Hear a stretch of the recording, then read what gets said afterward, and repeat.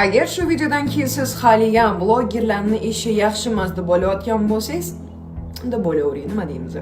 Bitta video mani sushi haqida uchib ketgani uchun qancha prosmotrga nima deb o'ylaysizlar? Конечно же, reklamaga menga sushi brendi dostavka jo'natishdi. Sizlar bilan bugun prop qilib gaplashamiz.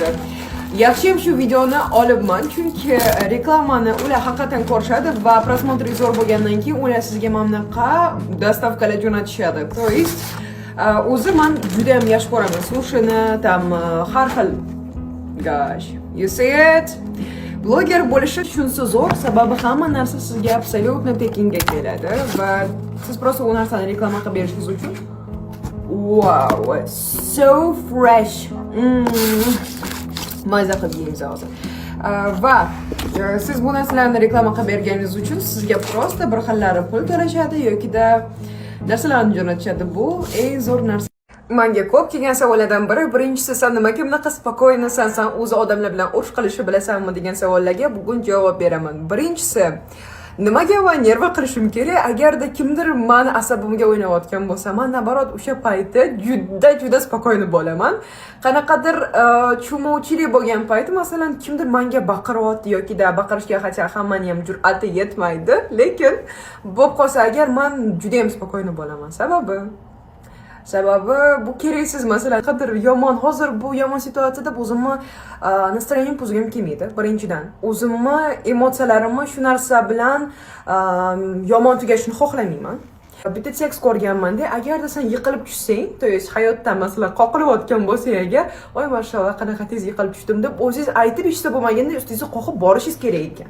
Va shu frazani men bitta joyda o'qib qo'yaman va shu fraza bo'yicha yashab kelaman shu paytgacha.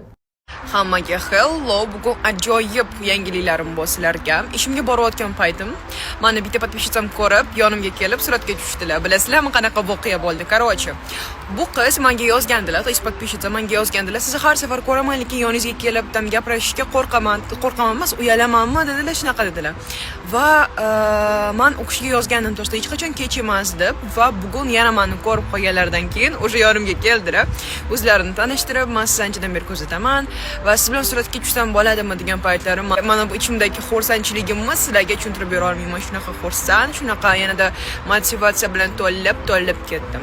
Kreativni yanada xursand bo'lib yurishimga podpishchilarim sababli. Hozir biz sizlar bilan bitta mavzuni gaplashamiz edi. Молодые qanaqa bo'ladi o'zbek tilida?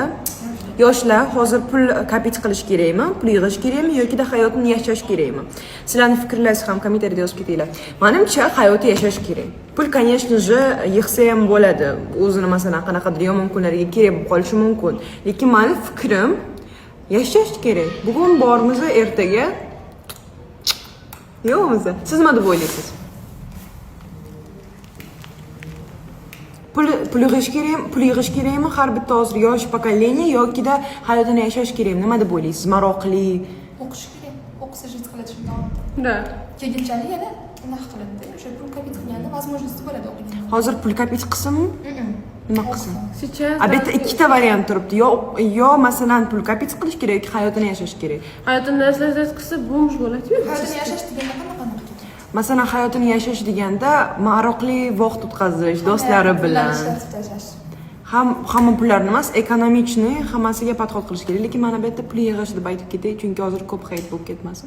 Pul yig'ganingizdan keyin bu narsani qila olasiz. Ham maroqli vaqt ham o'tkaza olasiz va yaxshi, to'g'ri ishlarni qilishingiz mumkin agarda pulingiz kapitalingiz bo'lsa.